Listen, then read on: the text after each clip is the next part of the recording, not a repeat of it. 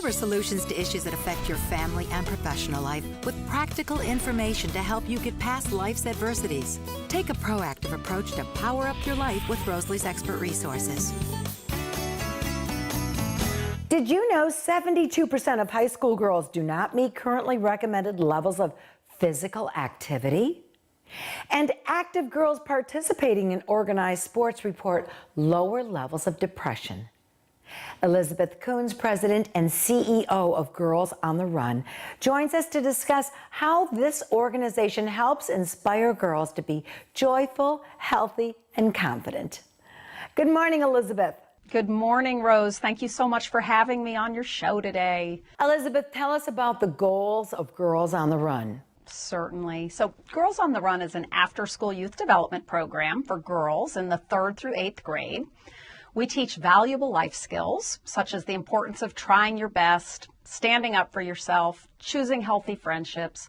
And we do all of this through a curriculum that creatively integrates fun team activities and running games, so that by the end of the 10-week program, the girls are not only physically prepared, but are also emotionally prepared to participate in their first ever 5K event. I read 59% of girls in 5th through 12th grade report dissatisfaction about their body shape. Yeah, sadly that's true. So numerous studies document the positive impact that physical activity has on our emotional well-being. And particularly with girls, we see the important role that team activities play in building confidence. So this is why the girls work in small groups to prepare for the 5K. We are really trying to unleash confidence through accomplishment. Another way we're doing that is through our partnership with Lego Friends. Through this, we've actually created a whole new lesson for our girls, which includes a building activity. And Lego has donated bricks to our girls, and they get together and design and complete their model and then talk about it with their teammates. And this is, again, so powerful because it's reinforcing the creativity that exists within all of us and really building a sense of pride and accomplishment for our girls, and they've loved it. And also, building activity teaches confidence and life skills. Absolutely, absolutely. You know, we truly build confidence through action. So whether it's taking risks, it's trying new things, it's doing something that we think is hard. So it's not about whether we succeed or fail or whether we win or lose. We build our confidence through making the effort. So whether that's running a 5K or building a model, this is the kind of thing we're inspiring in our girls. What role can adults play in helping girls build self-confidence? Yeah, the most important thing I would stress to your viewers is to just reinforce to girls that it's not about being perfect. It's just about trying their best. You know, that's what we want girls to do. Just always stay engaged, try your best. Do you think that these activities also increase a girl's competitive level? What we see in girls really thrive the best in a safe and a caring and a supportive climate. And girls much more value not so much competition, but mastery. Girls want to do the best they can at things. So that's what we're encouraging. It's really supporting their teammates and doing the best they can. How can our viewers find a local chapter of Girls on the Run to get active in their local area? We have several chapters throughout Florida, and what I'd encourage you to do is go to girlsontherun.org, and you can find specific information about where we're located in the state of Florida. Thank you, Elizabeth, for all the work you're doing in youth development to help girls be more active, joyful, healthy, and confident. Oh, you're welcome. Thank you for having me, Rose. Keeping your teens active is great, mostly during the summer. But did you know, mothers, that meningococcal meningitis, although rare, can be deadly? In fact, it can potentially kill an otherwise healthy teen in less than 24 hours. And equally as shocking, a national survey found moms are unaware of the seriousness of this disease and how to protect their teens from contracting this bacteria. Joining us with the results of the Moms on Meningitis survey is Dara Torres, mom and 12-time Olympic medalist, and Beth Maddie, president-elect of the National Association of School Nurses. Good morning, ladies. Good morning. Good morning. Beth, may I start with you? Give us an understanding of how this form of meningitis is contracted and how it can kill a healthy person in less than 24 hours. Well, meningococcal meningitis is a bacterial infection. It's spread by sharing respiratory droplets, by sharing utensils, kissing. People living in close quarters are at higher risk for contracting meningococcal meningitis. So this vaccine targets, we're here to talk about the vaccine that targets teens so that they will ask their healthcare providers about the meningococcal meningitis vaccine. Dara, how did you get involved in Moms on Meningitis?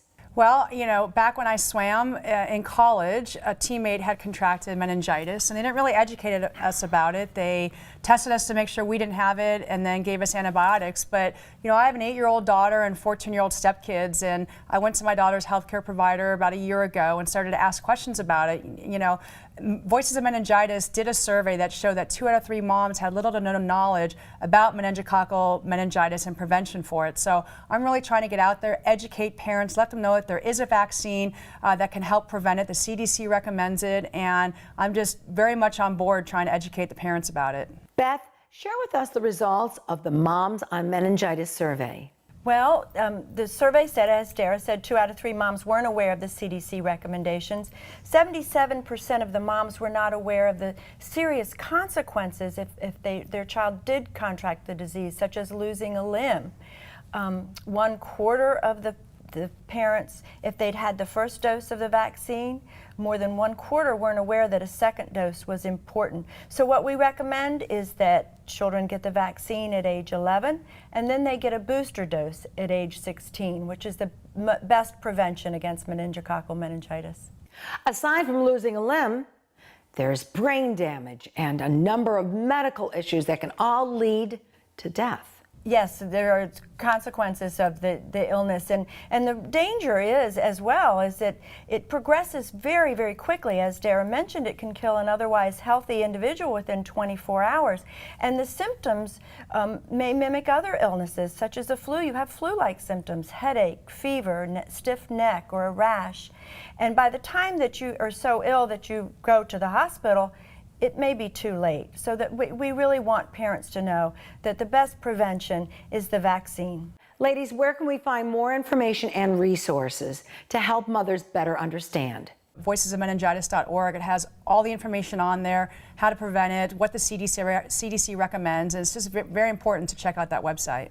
Thank you both for joining us this morning to create awareness of this killer bacteria that can take a young, healthy life. Thank you. Thank you.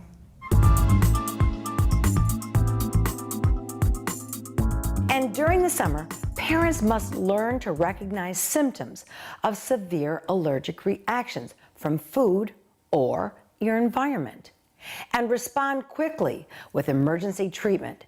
And it's crucial when it comes to addressing anaphylaxis.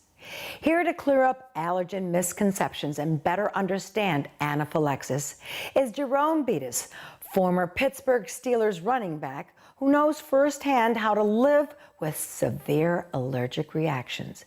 And he got his caused by shellfish. And Laurel Frankier, an Asthma and Allergy Foundation of America parent advocate and spokesperson. Good morning to both of you. Good morning. Jerome, did you become an advocate because you suffer from severe allergies? Absolutely. I wanted to make sure that people were aware and understanding that, this is a life-threatening situation. A lot of people think the allergies are, it's simple. You can take a little medicine and you'll be fine. But you have to understand that when you're dealing with anaphylaxis, which is an allergic reaction, it can be life-threatening. So I really believe that everyone should know about it. Laurel, tell us about what's your AQ program. Well, it's a program that was designed by Sanofi and AFA to help educate people about anaphylaxis, to dispel some of the myths, because a lot of people don't understand anaphylaxis. So it's really for people who not only have allergies, but also know people who have allergies and may take care of people who have allergies, so that they can really learn what to do when a reaction occurs. What are some of the questions that are asked on the quiz, What's Your AQ? Well, there's a lot of questions about anaphylaxis itself. What is anaphylaxis? What are the signs and symptoms? Questions about how to treat it. And it's very simple. It's a 10-question quiz. I mean, when you finished it, you can print out your answers and bring it to your doctor and use it as a resource in the future. So Jerome, what did you learn from this quiz? I realized that you need to have multiple devices with you at all times. I was always under the assumption that as long as I had my one device, I was fine. But when you have an anaphylaxis event, the real possibility is that you can have one event, you can actually take the medicine, and you can have a secondary event in which you would need a secondary device to use. This is actually a pretty neat device because it actually talks you through the process. When I pull this out of the sleeve, this trainer it actually talks me through the injection process, so it makes everything a little bit more understanding when it's time to use it if you're in a traumatic event. And most people, when they're having this severe reaction, aren't thinking logically. So this device helps take them and walk them through the steps so that the trauma is alleviated and the device can do its work. Exactly. Yes. So tell us some of the symptoms to look for when you're having a severe reaction. They can be hives, swelling of the face, tightness of the throat. And once you recognize that this reaction is happening, you need to get an epinephrine autoinjector device to that person immediately. Yes. And then once you give the device, you need to call 911, and they need to get to the nearest hospital right away for further treatment. So where can we find the What's Your AQ quiz? You can go to AUVI, AUVI-Q.com/What's Your AQ? Thank you, Jerome and Laurel, for joining us this morning to create awareness of the life-threatening reactions caused by anaphylaxis. Thank you for having us. According to a More magazine survey, women 50+ who are entering a new stage in life may be looking for avenues to pursue their long-awaited dreams, like starting a new business or going back to school or volunteering in their community. But many women aren't prepared to begin their new journey in life because they're struggling with different health issues. Joining us this morning with tips on how women can overcome obstacles and pursue their passions is Dr. Rashina Raj, a board-certified gastroenterologist and internist, and Pamela Mitchell, founder and CEO of the Reinvention Institute. Good morning, ladies. Good morning. All right, what surprising results were found in the recent More magazine survey? Well, what More magazine found is that nearly every woman wants to reinvent herself. But here's what was really interesting. 90% of those women feel that there are barriers to their reinvention, and nearly 60% of them cite finances as the biggest obstacle. But it is possible to reinvent yourself, and that's why More magazine has partnered with Merck, the makers of Oxytrol for Women, to launch this Open a New Door program. And it's a really exciting program that has tips and resources for women to pursue their reinvention, plus a contest where one lucky winner can have a $10,000 grant, plus a personal consultation with me to help her with her reinvention. Dr. Raj, women face many obstacles and medical issues as we age, and we need to accept these changes before we can set goals to reinvent ourselves. Right. Well, I think when it comes to your health and you're wanting to reinvent yourself, you really have to take stock of how healthy are you, and do you have any health conditions or issues that are an impediment to reinventing yourself. So certain things like overactive bladder, and that's one of the reasons Oxytrol for Women got involved in this survey, that's a condition where the symptoms may really affect your daily functioning, your ability to travel or have a fulfilling career. So rather than just accepting it as a part of life, you want to take control of your health, make sure you're in the best condition to then go forward with that new path and really reinvent yourself. So don't neglect your health. I think really the foundation for any reinvention is optimal health. So Pamela, we raise our kids and then they get older and the problems get bigger.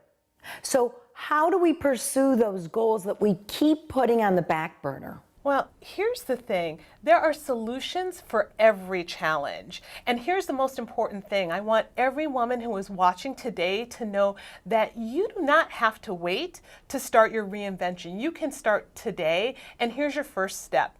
You want to make a list of everything you bring to the table. You want to write down all those accomplishments, whether they be work or personal, and the skills that it actually took to make those happen. And then along with that, you want to write down what your friends tell you you're good at, because those are the talents you're going to draw on in order to launch your reinvention. And then also reach out for help, because that you can't go it alone.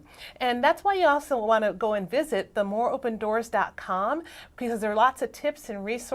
So what advice do you offer women over 50 who want to reinvent themselves? Work with your doctor, work with your diet, your exercise routine, sleep routine, manage any bothersome symptoms that are affecting your health, because that's really going to affect your life and your ability to pursue this reinvention. And as Pamela said, don't wait, start now. It's never too late to reinvent yourself, but you don't want to put it off either. So really figure out what it is you want to pursue and get started, and go to mooreopendoors.com. Thank you, Dr. Raj and Pamela, for joining us this morning and encouraging women to open up new doors. Thank you so much. Today's women multitask from morning to night, juggling careers and family and home responsibilities with little time to focus on themselves. According to the American Psychological Association, women who take care of themselves are happier and healthier overall. But women may need some encouragement to pamper their health and treat themselves with compassion and respect for better self-care. Here to encourage women to empower themselves to be a priority is Dr. Vivian Diller, psychologist and women in contemporary culture expert, and Dr. Doris Day, an aesthetic dermatologist. Good morning, ladies. Good morning. Good morning. Nice to talk to you. Dr. Diller, may I start with you? Why don't women make themselves a priority? You know, I've been a psychologist for over 25 years, working with women in private practice and in groups all around the country, even around the world. And I'm convinced at this point that women are just hardwired to be caretakers. They don't put themselves as a priority, and when they do, they feel guilty. And this is probably rooted in hundreds and thousands of years of that being their primary role.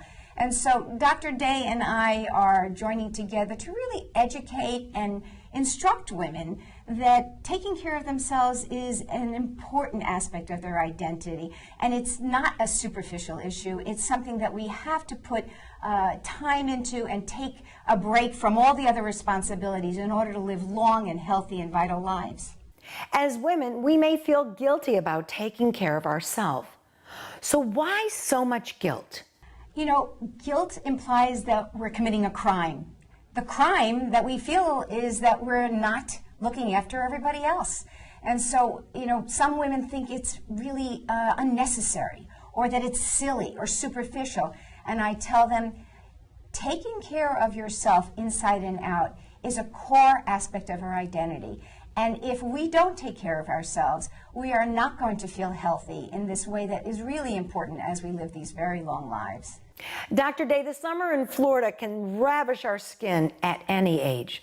So we need to protect our skin to ensure it's healthy. That's so true. I think in Florida, the summer is almost a safer time because it's almost too hot to be out, so people spend more time indoors in the summer.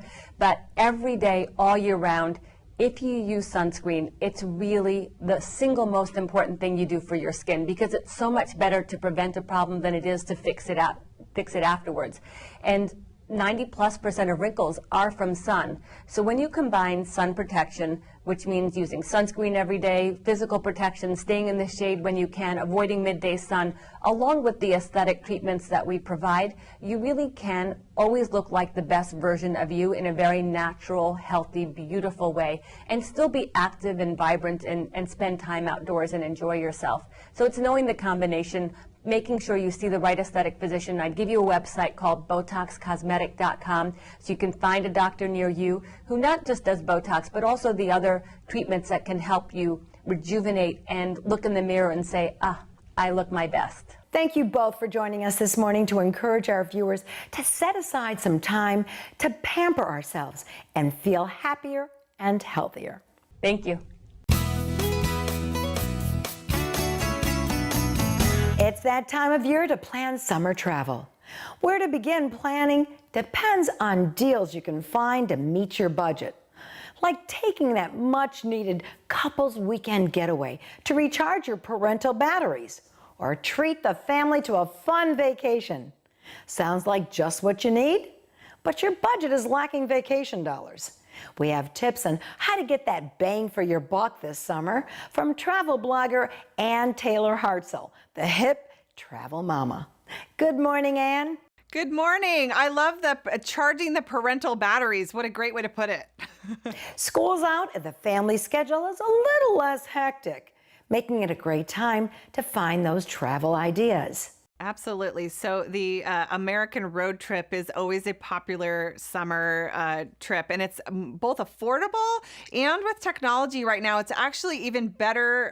It's a better way to save. So I don't know if you're like me, but I have my smartphone with me all the time, and I'm always downloading an app, looking for things on the road. I have, the Gas Buddy app to save money on gas and find the nearest gas stations that have the best prices. My kids have apps for shopping, looking at different, shows and learning in their shopping apps. But one app that's really great is the Expedia app, which will help you save money on hotels for those last minute road trip ideas. So if you're like headed down the coast and you think, okay, well, we're going to hit the road for a 3-day family road trip, don't wait to book that hotel, because what we found is that you can save 40% using the Expedia app if you're searching for a hotel within 24 hours of arriving in your destination. So pretty great way of saving on road trip ideas. What are the best and worst days of the week to book air travel at the best price? Yeah, so if you're not hitting the road, around, your area, you can actually find some good values, but you have to know when to book. So in order to book, to get the best price, you want to look to book on a Tuesday or Wednesday for your airfare. You want to fly on a Tuesday, Wednesday, sort of midweek or Saturday, and avoid those busy Friday and Sunday departures when everybody else is traveling. And a little tip too is to fly early in the morning, which will actually, you'll have less crowds at the airport, but you will also save a little bit of cash and maybe have more of an on-time departure and arrival. As we get into the summer months, what popular destination bargains are available? Heading to Chicago, really great value this summer. We're seeing some great deals out of Chicago. The Gulf Coast, actually, you are in luck because it's all reachable. Panama City, there's a bunch of other Gulf Coast cities that are finding really great values this summer. So the road trip has actually never been better for Florida residents. Where can we find more road trip ideas for this summer? Yeah, absolutely. So you can go to Expedia.com, the Expedia Viewfinder blog. I actually have some road trip posts up there, and you can search by road trip to get some last minute ideas. Thanks, Ann, for all your vacation getaway planning tips. Thank you. Diabetes is a growing epidemic in the U.S., affecting nearly 26 million people. And a higher amount of cases are found within racial and ethnic minorities, who are more likely to experience complications of the disease, which is compounded by obesity and a lack of exercise. Here to create awareness of a new educational and wellness program is Dr. Richard Aguilera, Medical Director of Diabetes Nation, and Debbie Allen, Emmy Award-winning actress and choreographer, to encourage people with type 2 diabetes to increase their physical activity.